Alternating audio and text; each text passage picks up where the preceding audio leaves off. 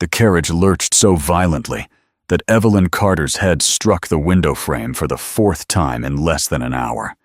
She pressed her hand to her temple and swallowed the sharp word that tried to escape her lips. "Stop moving," Mrs. Whitmore said from across the carriage without opening her eyes. "You sound like a frightened horse." "I am only trying to keep my skull intact," Evelyn replied softly. "Your skull is of little importance. Did you pack my medicine case?" "Yes." "Go, ma'am." "And the drops for my nerves?" "Yes." "And the powder for my headaches?" "Yes." Mrs. Whitmore opened one pale eye and studied her. "You are certain?" "I am certain. I packed everything myself." The old woman sniffed and leaned back against her cushions. Outside the window, the hills of western Massachusetts rolled under the late summer sun. They were traveling to Asheford Manor, the grand estate of the Duke of Asheford. A week-long house party had been arranged, and every eligible young woman in 3 states had found a reason to attend. Evelyn was not one of them. 5 years ago, she would have been invited in her own name. She had once been Miss Evelyn Carter, daughter of Judge Thomas Carter of Boston, raised in a large brick house with music in the evenings and books in every room. That life had ended with her father's sudden death and the discovery of debts no one had known about. The house was sold, the furniture auctioned, friends disappeared. Well, her fiancé, Charles Bennett, had withdrawn his proposal within the month and married a banker's daughter instead. Now, Evelyn was companion to Mrs. Abigail Whitmore, a sharp-tongued widow with failing eyesight and no patience for foolishness. "You are brooding," Mrs. Whitmore said. "I am not." "You are. I can hear it in your breathing. If you must pity yourself, do it efficiently. 15 minutes. Then stop." Evelyn almost smiled. That was the closest the old woman ever came to kindness. But the carriage rolled through iron gates taller than a church steeple.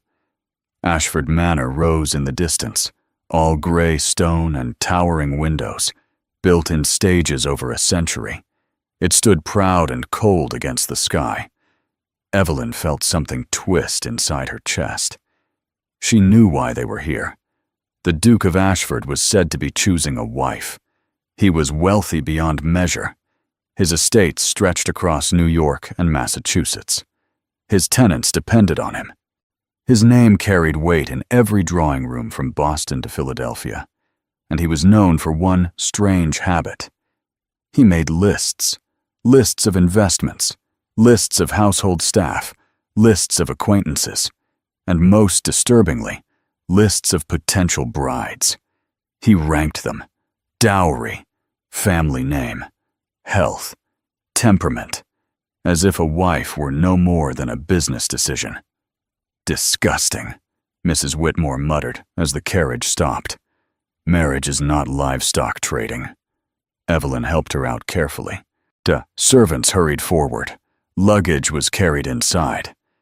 The entrance hall of Asheford Manor was vast and polished, echoing with footsteps and low voices. Chandeliers glowed overhead. Portraits of past dukes stared down from the walls. Evelyn moved quietly behind Mrs. Whitmore, guiding her to the assigned rooms in the east wing. Her own room was small and plain, clearly meant for a maid. She did not mind. She had slept in worse places. After settling Mrs. Whitmore with tea and her evening medicine, Evelyn finally allowed herself a moment alone. She stood at the narrow window and looked at the gardens below. She did not belong here. Not anymore. That evening, while the other guests gathered for dinner, Evelyn slipped away in search of the library. Books had always been her refuge. Asheford Manor's library was magnificent. 3 levels of shelves lined the walls. Ladders rolled along polished rails. The air smelled of leather and old paper. She walked slowly between the shelves, letting her fingers brush the spines. At the far end of the room, a smaller door stood slightly open. Light spilled through the gap. She should not intrude. She knew that. But she stepped forward anyway. The smaller room was warmer. A fire burned low in the hearth, and a massive desk sat in the center, covered with neat stacks of papers. And behind the desk sat a man. He did not look up. "And what do you require?" His voice was calm, cool. "I beg your pardon," Evelyn said quickly. "I did not realize anyone was here. I was looking for a book." The main library contains thousands. I was hoping for something less decorative and more readable. Now he looked up. His eyes were gray, sharp, assessing. He was tall, even seated, broad-shouldered, a dark hair touched faintly with silver at the temples. His face was handsome, in a distant way, controlled. "You are Mrs. Whitmore's companion," he said. "Yes." "Miss Carter." She stiffened slightly. "Yes." "I am Sebastian Asheford." Of course he was. The Duke. He gestured toward the door. "This study is private." "I understand." She turned to leave. Then she saw the paper on his desk. A list. Columns of names. Notes beside each. Family. Fortune. Health. Temperament. Her pulse quickened. She let out a short, disbelieving laugh before she could stop herself. His gaze snapped back to her. "Is something amusing, Miss Carter?" "You spelled dependable incorrectly," she said. Silence filled the room. "I beg your pardon." "It has 2 E's," she added calmly. "You are missing one." He stared at her. You are correcting my spelling." "Yes." "You are aware that you are standing in my private study." "Yes." "You are aware that I am the Duke of Asheford." "Yes." "Then why," he asked slowly, "are you not apologizing?" Evelyn felt heat rise to her cheeks, but she did not look away. "Because you left your list visible," she said. "And if you intend to evaluate women like racehorses, the least you can do is spell correctly." The air between them shifted. He stood, but he was taller than she had expected.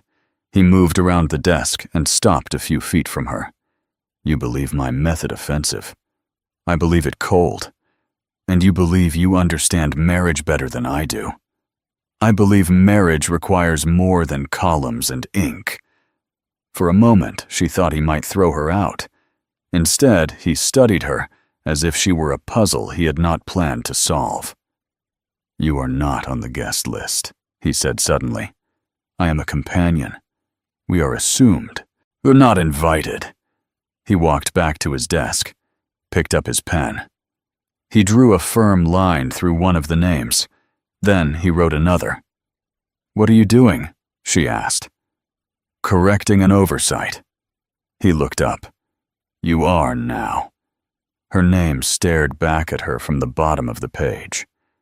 "Miss Evelyn Carter." You cannot be serious." "I am always serious. I have no dowry. I am aware. My family has no influence. I am aware. My temperament is clearly unsuitable." A faint shadow of a smile touched his mouth. "That," he said, "is precisely what interests me." Her heart beat too fast. "This is foolish." "Perhaps. You are expected to court Miss Caroline Hargrove. Everyone says so. Everyone says many things." "And what do you say?" He held her gaze. "I say you laughed at me," he said quietly. "No one has laughed at me in years." She swallowed. "You should not make decisions based on irritation." "On the contrary," he replied. "Disruption is often enlightening." And she took a step back. "This is a mistake."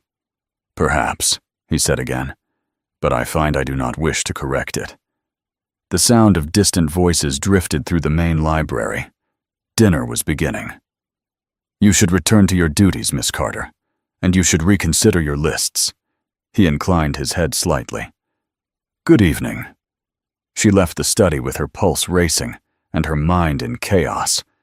She had insulted a duke. corrected his spelling, criticized his method of choosing a wife, and instead of dismissing her, he had written her name on his list. That night, Evelyn lay awake in her small room staring at the ceiling.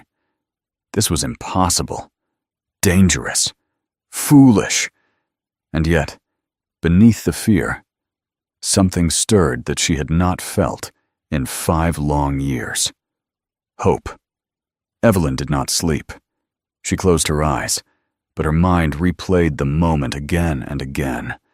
The scratch of his pen, the sound of her name being written, the way he had looked at her as if she were not invisible. By morning, the entire house buzzed with anticipation. Miss Caroline Hargrove arrived just after breakfast in a cloud of pale blue silk and confidence. She was beautiful in a polished way, golden hair perfectly arranged, posture straight as a ruler. Her father owned half the rail lines in Connecticut. Her dowry was rumored to be large enough to repair every tenant cottage on the Asheford estates. Evelyn stood behind Mrs. Whitmore's chair as Caroline entered the drawing room. Your Grace," Caroline said sweetly as Sebastian approached. "It is always such a pleasure." Sebastian bowed with measured politeness. "Miss Hargrove." His tone was flawless, respectful, distant. Evelyn told herself that she imagined the way his eyes flickered past Caroline's shoulder and found her in the corner of the room. "You are pale," Mrs. Whitmore murmured without looking at her. "Did you quarrel with someone important?" "I corrected his spelling," Evelyn whispered. "Mrs." While Whitmore's shoulders shook once. "You did not." "I did." "Good girl," Evelyn almost laughed. The morning passed in polite conversation and garden walks.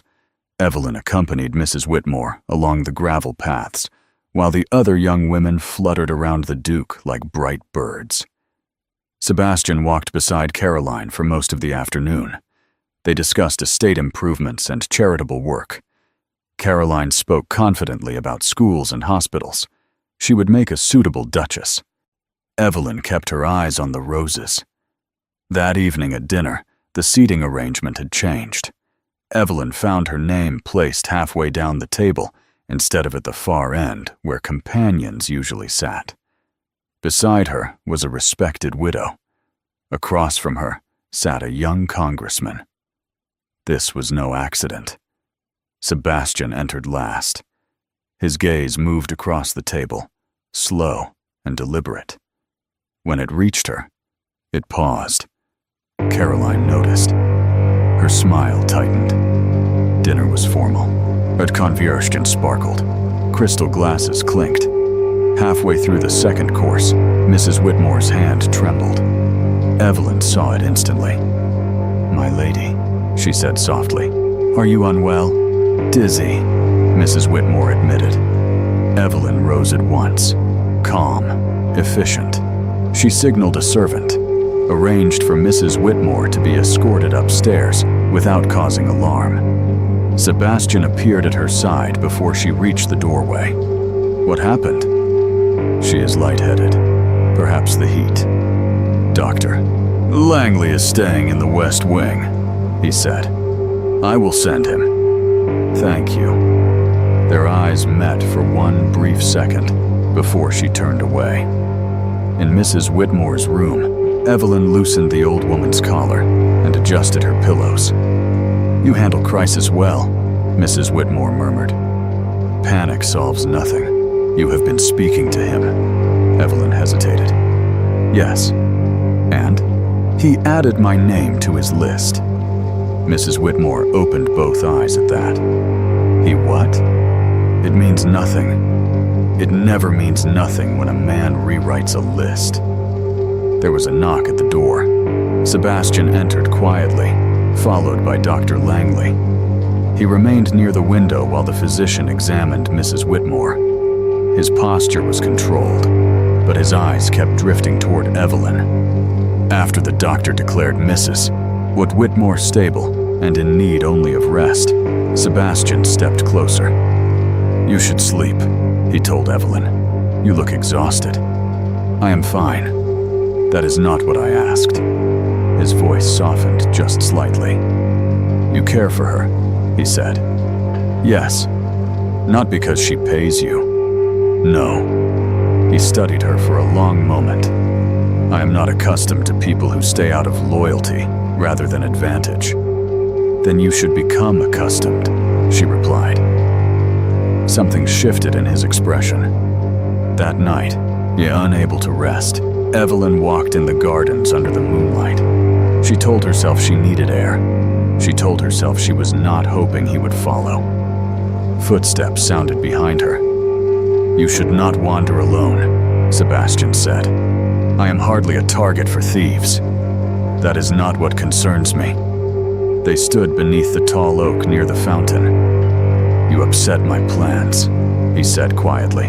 You had plans for every hour of this week, for every year of my life. And now? Now I find I am uncertain. She folded her hands tightly to keep them from trembling. You were going to propose to Miss Hargrove.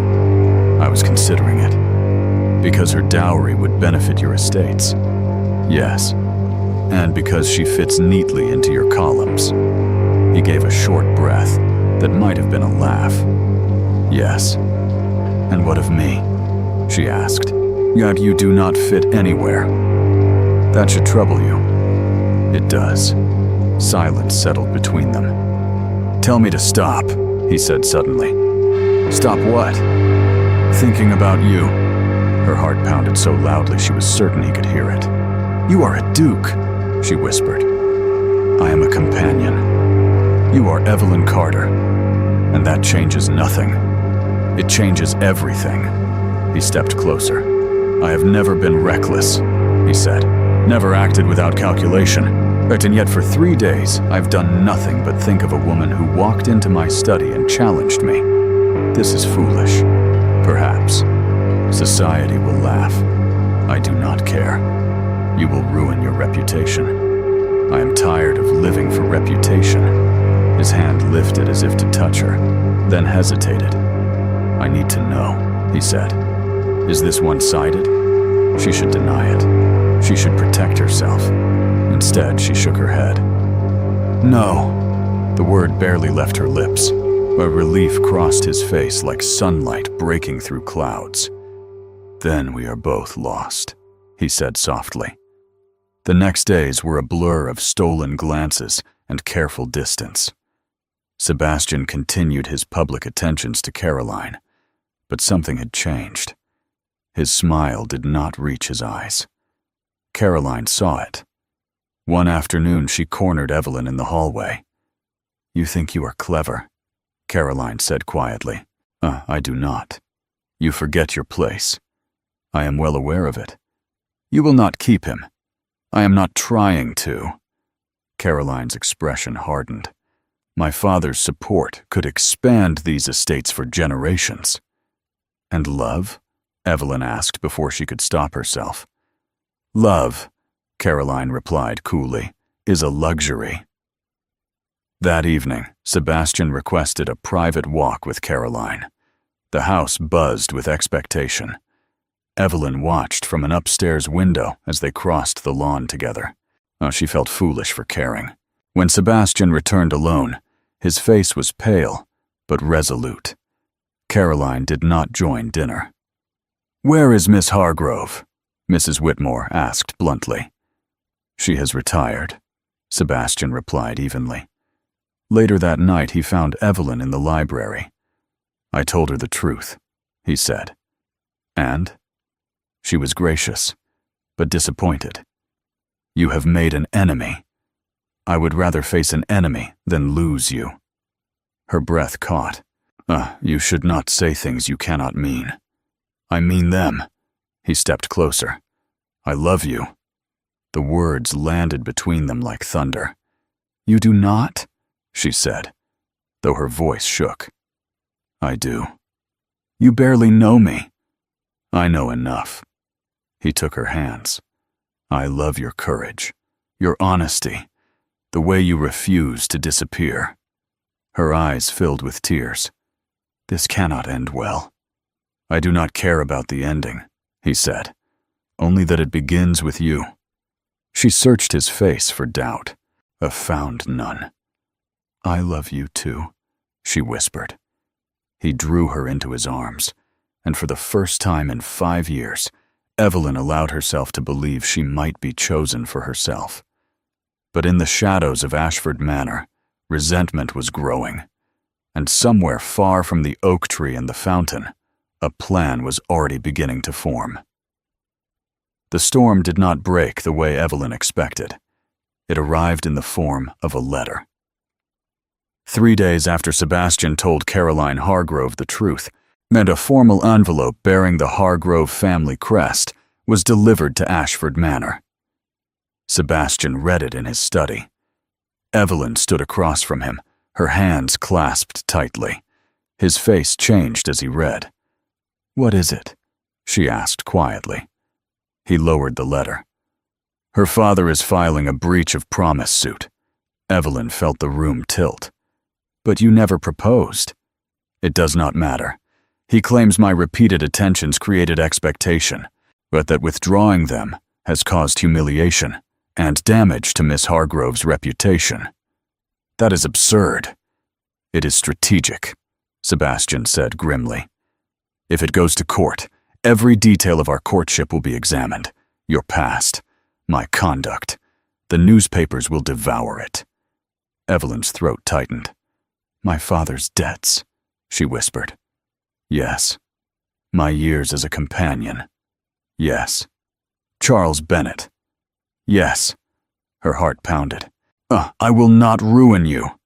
"You are not ruining me. This will stain your name." He crossed the room in 2 strides and took her hands. "I would rather endure scandal than live without you. You say that now. I will say it tomorrow." He held her gaze. "I am not retreating." Later that afternoon, they met with Mr. Harrison, the Asheford family solicitor, in Boston. The office smelled of ink and old paper. "The suit has little legal merit," Mr. Harrison explained. "But the public proceedings would be damaging. Miss Hargrove's father is influential. He intends to drag this out." "There must be a way to stop it," Evelyn said. "There is," the solicitor replied carefully. "Settlement." Sebastian's jaw tightened. "What does he want?" Mr. Harrison folded his hands. "A public statement ending your engagement to Miss Carter. A declaration that you regret any misunderstanding with Miss Hargrove." Silence filled the room. Lady Evelyn felt something inside her collapse. This was the moment. She turned to Sebastian. "You should do it," she said softly. He stared at her. "You cannot be serious. I will not be the reason your estates suffer. My estates will survive. Your name may not. I do not care." "I do," she said, her voice breaking. "I care." He knelt before her chair, his gray eyes fierce. "I have spent my life making decisions based on advantage, but I will not make this one that way. You cannot sacrifice everything." "I am not sacrificing," he said firmly. "I am choosing." Tears blurred her vision. "And if I asked you to let me go?" His hands tightened around hers. "Then I would refuse." The solicitor cleared his throat gently. "There is another possibility. If you were already married, the narrative changes. A husband defending his wife against false claims is very different from a duke breaking an engagement." Sebastian looked at Evelyn. "Marry me tomorrow," he said. She blinked. "Tomorrow?" "I will obtain a special license." "This is madness. This is clarity." He rose. "I will not give them time to interfere." Evelyn's heart raced. No grand celebration, no society approval, just courage. "Do you want me?" he asked quietly. "Yes." "Then nothing else matters." They were married the next afternoon in a small Boston chapel. Mrs. Whitmore insisted on attending despite the long journey. She sat proudly in the front pew, dabbing her eyes. But when Sebastian placed the ring on Evelyn's finger, the world felt steady for the first time in years. "I love you," he whispered. I love you. The newspapers reported the marriage within days. The headlines were sharp. Duke marries companion. Society speculates. Caroline Hargrove retreats from public view. Evelyn braced herself. But something unexpected happened. A week after the wedding, another letter arrived, this time in Caroline's handwriting. Evelyn opened it with trembling hands. Your Grace, I write without my father's knowledge. The suit was never my wish. I allowed pride to cloud my judgment. The Duke was always courteous, never promising what he did not intend to give. I will not support a lie. I have withdrawn my testimony. Without it, the case collapses. You were correct about one thing. Love is not a luxury. It is a necessity. I hope one day to find what you have found. Caroline Hargrove. Evelyn read the letter twice before handing it to Sebastian. Relief flooded his face. It is over, he said. The suit dissolved within days. Society moved on to the next scandal, as it always did. Years passed. Asheford Manor changed. Laughter echoed through its halls. Children ran across its lawns. Evelyn stood one evening on the terrace, watching her son attempt to teach his younger sister how to throw a ball.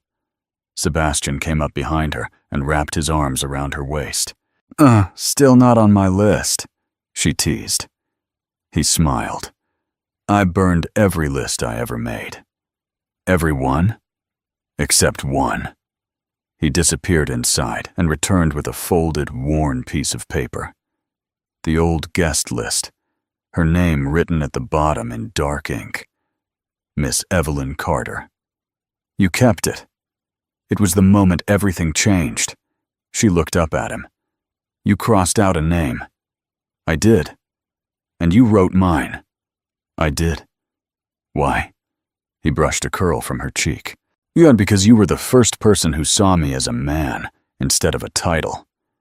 And you were the first person who saw me as more than a companion. He smiled softly. I was calculating my entire life. Then you walked into my study and laughed. She laughed now. You spelled dependable wrong. I have never recovered from the humiliation. She rested her head against his chest. You never needed a list. Perhaps not. He kissed her hair. But I am grateful for the one that led me to you. The sun dipped below the hills, painting the sky gold. Below them, their children's laughter rose into the evening air. Evelyn closed her eyes and let herself feel it fully. 5 years of loss had once convinced her she would live unseen. But one reckless moment, one correction, one crossed-out name, had changed everything.